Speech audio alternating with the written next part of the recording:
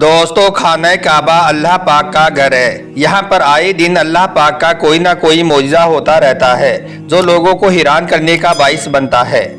आज हम आपको खाना काबा में हुए अल्लाह ताला का एक ऐसा ही मौजज़ा दिखाने वाले हैं, एक ऐसा ही सच्चा वाक़या आपको बताने वाले हैं जिसमें एक बाज़ औरत के काबा शरीफ में तवाफ के दौरान बच्चा पैदा हो गया, जिसे देखकर हर कोई हैरान रह गया और पूरा हरम शरीफ अल्लाह अकबर की सदाओं से गूंज उठा। और यही नहीं, अल्लाह पाक के इस करिश्मे को देखकर यकीनन आप लोग भी हैरान रह जाओगे। इसलिए आज का ये वीडियो आप सभी के लिए बहुत खास है, आप इसको आखिर तक जरूर देखें। और सबसे पहले, अगर आप भी ऐसा ही मानते हो कि अल्लाह की ज़ात बहुत बड़ी है, अल्लाह जो चाहे कर सकता है, तो आप अल्लाह पाक की मोहब्बत में इस वीडियो को दिल से एक लाइक जरूर कर दें और मेहरबानी करके इसे शेयर भी कर दें ताकि और भी लोगों के पास में यह वीडियो पहुँच जाए। तो चलिए दोस्तों, शुरू करते हैं।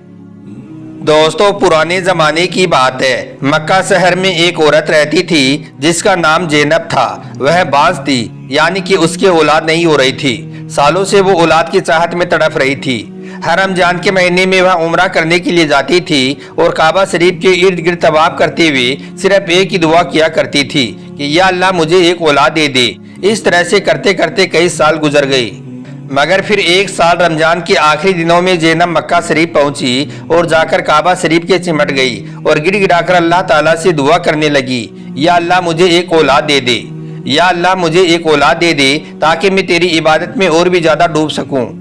दोस्तों, इसके बाद ज़ैनब ने सफ़ेद चादर डाली और काबा शरीफ के चारों ओर तवाफ करना शुरू कर दिया, यानी कि काबा शरीफ के चारों ओर चक्कर काटने लगी।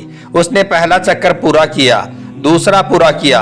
इस तरह से वो तवाफ पूरे कर रही थी और साथ ही हर कदम पर अल्लाह पाक का मुबारक नाम भी ले रही थी, सुभान अल्लाह, अल्हम्दुलिल्लाह।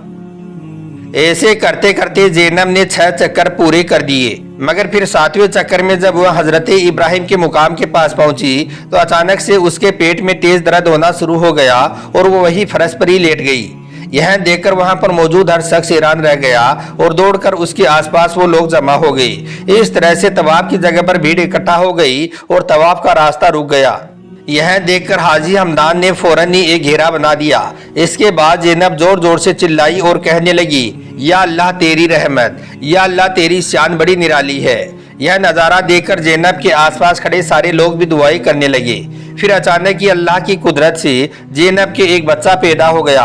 आम तौर पर जब किसी के यहाँ पर बच्चा पैदा होता है तो वो बच्चा पैदा होते ही रोने लगता है, मगर ज़ैनब का यह बच्चा रोया नहीं, बल्कि पैदा होते ही वह बच्चा हंसने लगा। वहां पर मौजूद हर शख्स ने अल्लाह ताला के इस करिश्मे को देखा कि यह नन्हा बच्चा अल्लाह पाक की निशानी को बयान कर रहा है। फिर फौरन ही डॉक्टरों की टीम को बुलाया गया। डॉक्टरों ने बच्चे को देखकर कहा कि यह बच्चा तो वाकई अल्लाह ताला की कुदरत का एक बहुत बड़ा करिश्मा है। इतनी जल्दी और इतनी आसानी से यह बच्चा कैसे पैदा हो गया? लेकिन वहां पर मौजूद हर शख्स इस बात को जानता था कि यह अल्लाह पाक का वैसा ही एक बहुत बड़ा करिश्मा है जैसा कुरान पाक में हजरत मरियम के साथ में हुआ था। दोस्तों, इसके बाद अल्लाह ताला के इस करिश्मे को देखकर हर शख्स ने अल्लाह अकबर की सदाई बुलंद कर दी और इस तरह से पूरा हरम शरीफ अल्लाह अकबर के नारों से गूंज उठा। फिर इमाम साहब ने इस बच्चे का नाम रखा तवाफुल्लाह, यानी कि तवाफ का तोहफा। और साथ ही इमाम साहब कहने लगे कि यह अल्लाह पाक की निशानी है, यह अल्लाह पाक का एक बहुत बड़ा करिश्मा है। अल्लाह पाक बड़ा मेहरबान है, अपने हर बंदे की दुआ को जरूर सुनता है। और काबा शरीफ में तवाफ के दौरान बच्चे का पैदा होना यह हजरत इब्राहिम अलैहिस्सलाम की औलाद का एक सम्मान है। और ये लोगों, याद रखो, अल्लाह बहुत बड़ा है। अल्लाह के यहाँ पर कुछ भी काम नामुमकिन नहीं है। अल्लाह जो चाहे कर सकता है। और इधर ज़ैनब रो रो कर अल्लाह पाक का शुक्रिया अदा कर रही थी। फिर ज़ैनब ने देखा कि उसका बच्चा भी बिल्कुल सेहतमंद और तंदुरुस्त है। ऐसा लग रहा था जैसे अल्लाह पाक ने खुद उसके बच्चे को संभाले रखा है। दोस्तों, यह वाक़या हमें सबक देता है कि हम पर चाहे जितनी बड़ी मुसीबत क्यों ना आ जाए, हमें हर हाल में अल्लाह ताला पर भरोसा रखना चाहिए और याद रखना चाहिए कि अल्लाह के यहाँ कुछ भी काम नामुमकिन नहीं है। अल्लाह जो चाहे कर सकता है। और साथ ही इस बात को भी याद रखना चाहिए कि सच्चे दिल से मांगी गई दुआ को अल्लाह ताला कभी भी रद्द नहीं करता है, यानी कि सच्चे दिल से मांगी गई दुआ कभी भी बेकार नहीं जाती है। اور ساتھ ہی اس بات کو بھی یاد رکھنا چاہیے کہ کعبہ کا طواف صرف ایک چکر ہی نہیں ہے، بلکہ یہ اللہ تعالیٰ سے سیدھا رشتہ بنانے کا ایک ذریعہ بھی ہے۔ جیسا قرآن پاک میں اللہ تعالیٰ خود ارشاد فرماتا ہے کہ رمضان کا مہینہ وہ مبارک مہینہ ہے جس میں قرآن پاک نازل ہوا ہے، اور اس مبارک مہینے میں جو شخص سچے دل سے اللہ تعالیٰ سے دعا کرتا ہے تو اللہ پاک اس کی دعا کو ضرور سنتا ہے، یعنی کہ اس کی دعا کو اپنی بارگاہ میں ضرور قبول کرتا ہے۔ دوستو، آج اس واقعے کو گزرے کافی سال ہو گئی ہیں، مگر آج بھی مکہ میں اللہ تعالیٰ کے اس کرشمے کی لوگ باتیں کرتے ہیں۔ اس کے بعد طواف اللہ بڑا ہو کر ایک بہت بڑا عالم بنا اور ہزاروں لوگوں کو اسلام کی راہ دکھائی۔ اللہ اکبر۔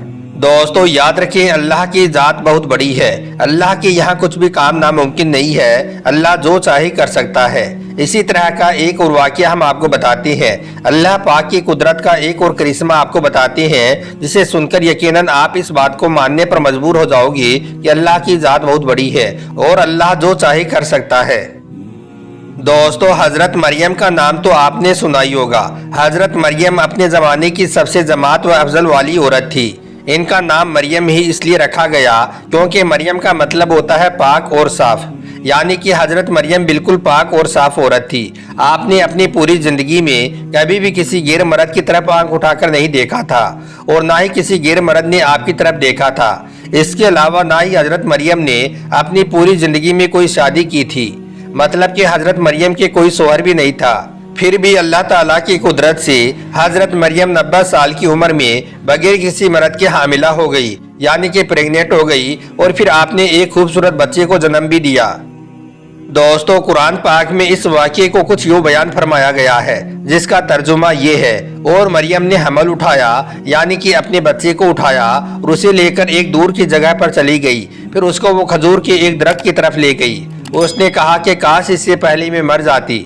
اتنے میں مریم کو غیب سے آواز آئی: اے مریم، غمگین نہ ہو، آپ کے رب نے آپ کے نیچے سے پانی کا چشمہ جاری کر دیا ہے، اور تو اس کھجور کے درخت کو ہلا، اس سے آپ کے اوپر پکی ہوئی کھجوریں گریں گی۔ بس تم انہیں اٹھاؤ اور کھاؤ اور پیو اور اپنی آنکھوں کو ٹھنڈی کرو، اور پھر اگر تم کوئی آدمی دیکھو تو اس سے کہہ دو کہ میں نے رحمان کا روزہ مان لیا ہے، آج میں کسی بھی انسان سے کچھ نہیں بولوں گی۔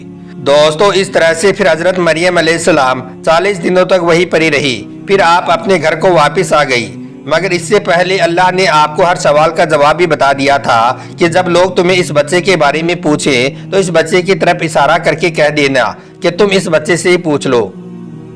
لیکن پھر بنی اسرائیل کے لوگوں نے جب یہاں بات سنی تو وہ بڑا غصہ ہو گئی اور کہنے لگے کہ اے ہارون کی بہن، یہ کتنا برا کام تم نے کر دیا ہے، یعنی کہ تو حضرت ہارون کی طرح بڑی عبادت گزار تھی، پھر تو نے یہ غلط کام کیسے کر دیا؟ تو یہ سن کر حضرت مریم نے اپنے معصوم بیٹے حضرت عیسیٰ علیہ السلام کی طرف اشارہ کرتے ہوئے کہا کہ تم میرے اس بچے سے ہی پوچھ لو۔ یہ سن کر وہ لوگ اور بھی زیادہ غصہ ہو گئی اور کہنے لگے کہ یہ معصوم بچہ کیسے بتائے گا، یہ کیسے بولے گا؟ اتنا سننا تھا کہ حضرت عیسیٰ علیہ السلام فوراً ہی بول پڑے: اے لوگوں، میں بندہ خدا ہوں اور اللہ نے مجھے اپنی کتاب دی ہے اور مجھے آپ کے بیچ میں اپنا نبی بنا کر بھیجا ہے۔ بچے کا اتنا کہنا تھا کہ وہاں پر موجود ہر شخص حیران اٹھا، اور یہی نہیں، جب قوم یہود نے اللہ تعالیٰ کا یہ معجزہ دیکھا تو ان کی زبان بھی وہیں پر ہی بند ہو گئی، اور وہ اسی وقت ہی حضرت عیسیٰ علیہ السلام پر ایمان لے آئے۔ تو دوستو، یہ شان ہے اللہ پاک کی۔ اللہ کے یہاں پر کچھ بھی کام ناممکن نہیں ہے۔ اللہ جو چاہے کر سکتا ہے۔ اللہ تعالیٰ سے دعا ہے اللہ پاک ہم سب کی دعاؤں کو بھی اپنی بارگاہ میں قبول فرمائے، اور جو ہماری اسلامک بہنیں بے اولاد ہیں، یعنی کہ جن کے یہاں پر بچہ پیدا نہیں ہو رہا ہے، اللہ پاک ان کو اولاد کی دولت سے مالا مال کر دے۔